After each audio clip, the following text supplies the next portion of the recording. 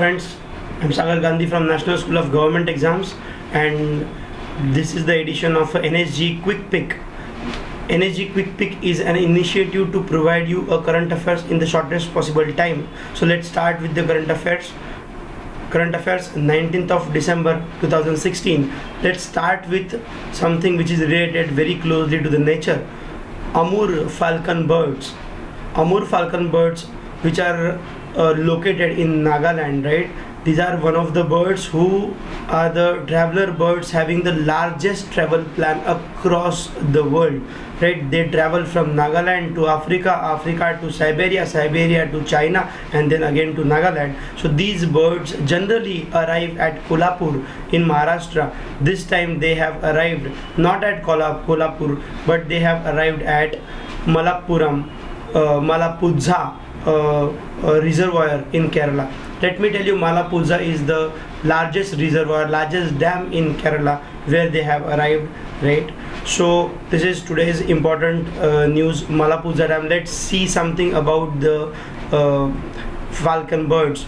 These falcon birds are very rare, very colorful.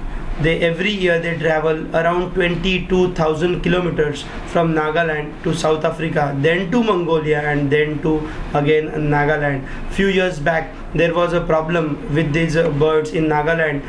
Many people used to hunt them in a single location. A few years back, around 3 years back, 1,20,000 birds were killed. But after that, the bird conscious and bird lovers, they came together and they stopped this killing. So this is one of the shocking, one of the surprising news rather about the Amur falcon bird. Generally they come to Kolhapur, but this time they have come to the Malapuzha dam in Kerala.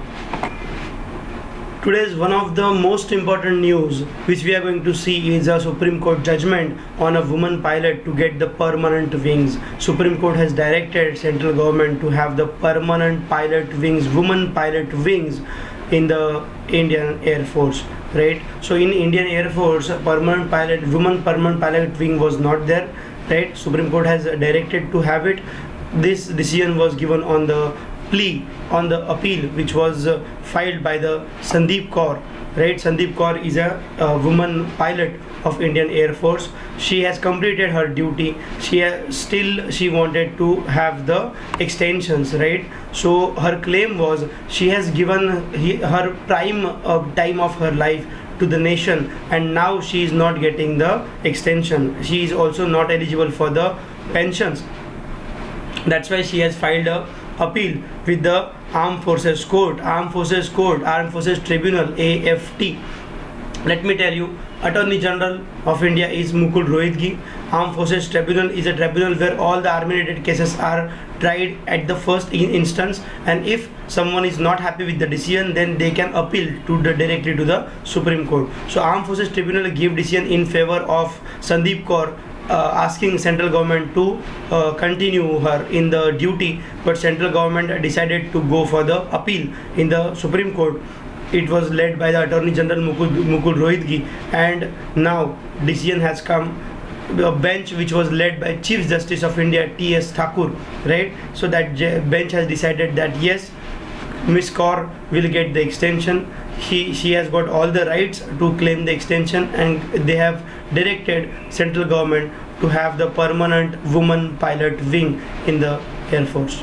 This news is related to the black money and demonetization which is going on. Let me tell you, friends, from 8th of November, central government has decided that old 500 and 1000 ka notes won't be considered as a legal tender after 31st of December 2016. So on that decision, people are discussing so many things, but the recent statement which is given by the ex-chief of CBDT, let me tell you, CBDT is Central Board of Direct Taxation. CBDT, Central Board of Direct Taxation, which includes income tax, right? It is one of the most powerful bodies which exist in India about the taxes. So CBDT former chairman has given a statement. Sudhir Chandra, he has given a statement that it is very difficult to do the scrutinies of all the accounts. There are around 45 crore bank accounts. Even as per his statement, even if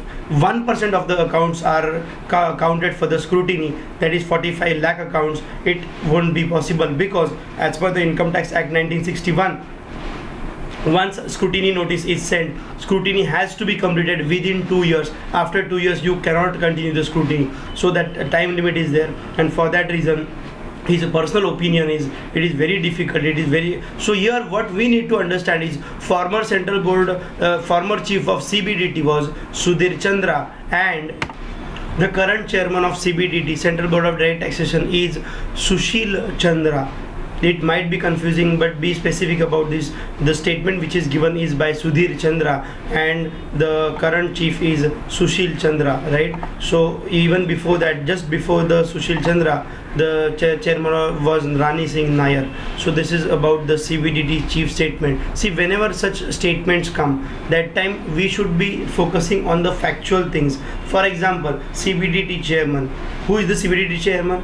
How it is appointed? Under whom, under which authority CBDT chairman comes? So let me tell you something about CBDT chairman. He is the senior most IRS officer, Indian Revenue Service officer, who is directly under Ministry of Revenue, right? So he is appointed by the Ministry of Finance. How the appointment is done? Appointment is done by the appointment committee of the cabinet, which is headed by the prime minister. Primarily CBDT comes under Ministry of Finance. It is very obvious that it will come under Ministry of Finance, because it is CBDT is the mainly direct taxes in India. Direct taxes in India includes mainly the income tax, right? So CBDT is the senior most person. Not only that, one more thing is important over here, that CBDT chairman is the ex officio special secretary and is under the direct charge of the Revenue Secretary of India. He is placed above the offices of the rank of Lieutenant General, Vice Admiral or Air Marshal. These are the important things.